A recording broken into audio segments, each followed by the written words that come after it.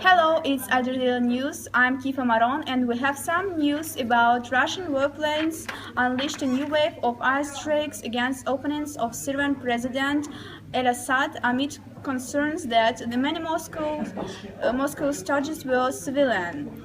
So we have a direct connection to our correspondent who is in Syria now, Muharrem Ahmed. Muharrem, tell us about some news. Is it true that Russian Federation have airstrikes not against ISIL but for Assad? I'm here. Of course it's true. Russia is against opposed to the entire civilized world. I'm the witness of these terrible events. 10 houses were destroyed by Russian air forces. Hundreds of people were injured. It's awful. Russia is the aggressor. Now you can see the video evidence.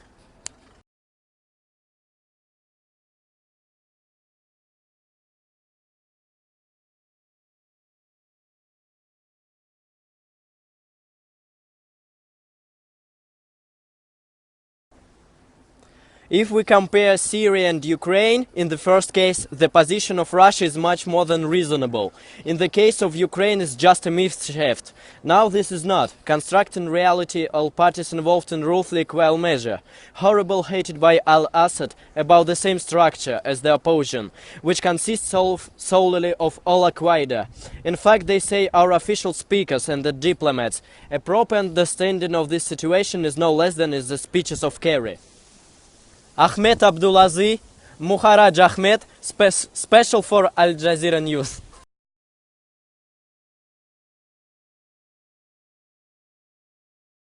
Good evening, ladies and gentlemen, and welcome on Evening Fox News. My name is David Archer, and we're currently discussing recent news of Russian aircraft bombing Syria. After UN Assembly and Russian President Putin's speech, we are currently facing Russian aircrafts and military forces invading Syria. Unfortunately, fighting ISIS seems only like a reason to invade and destroy the current situation in civil war in Syria.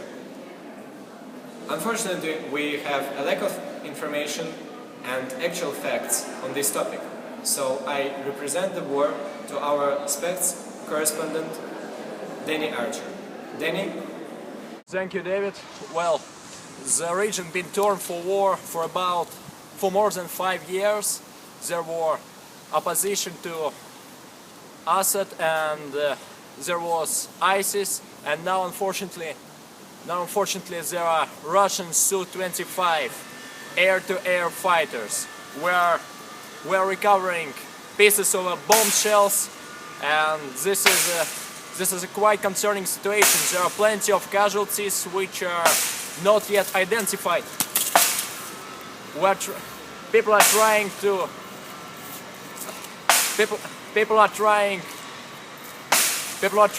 to unlock the blockages under which there can be some civilian casualties, which are supposed to be non-ISIS, non-terrorists.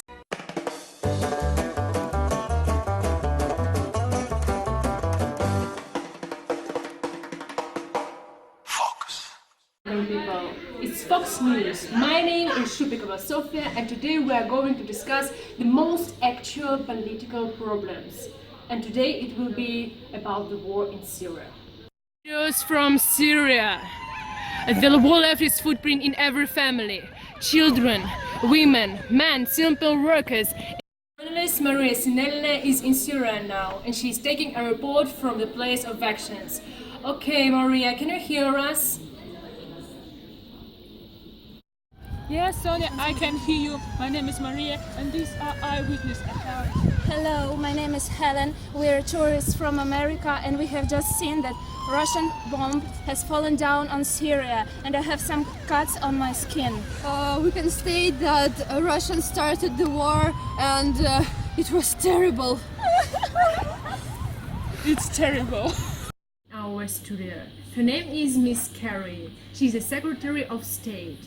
And now we are going to discuss the most interesting problem, the war in Syria. What do you think about it, Ivan? I think that it is horrible. We have a huge problem with Russia. It is a disaster. We need to be in another place. We don't need to be here. We need to be in Syria and help the citizens. Okay.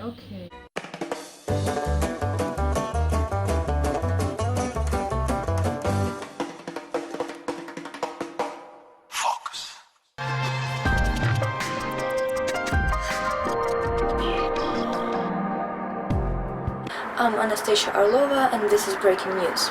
Emergency situation in Syria couldn't remain without our attention. Our correspondent Elizabeth Gurina will tell us about what's happening during this time. September 1st, Bashar Assad appeared to Putin explosive for military aid against the EG, and Russia began to apply appointments aircraft entirely EG. Russian action in Syria are absolutely transparent. Whereas there are first information about the airstrikes, allegedly false flagging appeared before take-off aircraft. Vice President of Foreign Affairs Committee of the European Parliament, Dalia Joseph, also told her stressed that Russia has every right to fight against the EG and other extremists associated in the region. Russia acts in accordance with the international laws of the UN. This confirmed by the words of Medvedev, who said that the operation of air and space force of Russia in Syria against military EG and the protection of Russian citizens from the threat of terrorism. We will continue to monitor developments. Thank you. Okay, thank you Elizabeth. Now we have opportunity to know what's happening right now in Syria. And our correspondent, Yulia Berezina, will tell us about it. So, Yulia, can you hear me? Good evening, Nastya. Now we're in Syria and Damascus, and the situation here escalated. The ISIS tried to attack the position of government forces. Some time ago, after terrible fights, army could stop one of attack, and we can hope the situation here will be normalized. Now we wait other news, and I think that's all what I can say just right now. Thank you Yulia, it was some urgent news. See you in 9th hour release.